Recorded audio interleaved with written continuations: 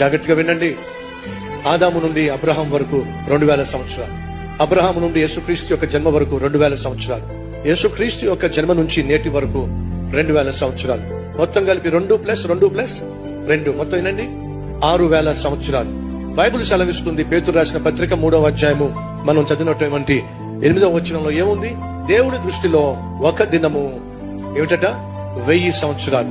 ఇప్పుడు 6000 సంవత్సరాలు equal to దేవుడికి దృష్టిలో ఎన్ని దినాలు చెప్పండి? 6 దినాలు.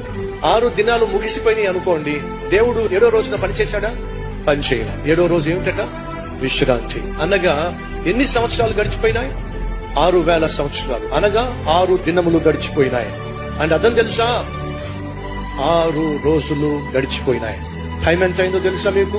11 గంటల 59 నిమిషాల 59వ సెకండ్ మీద సెకండ్ ముళ్ళుంది.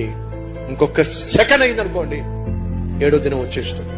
సహోదరులు సహోదరులు, చివరి గడియలో మనం ఉన్నాం, చివరి నిమిషంలో మనం ఉన్నాం, చివరి సెకండ్ లో మనం ఉన్నాం. ఏ క్షణమైనా యేసుక్రీస్తు వచ్చేస్తాడు. కాబట్టి మనం సిద్ధంగా ఉండాలి. ఈ వాస్తవాన్ని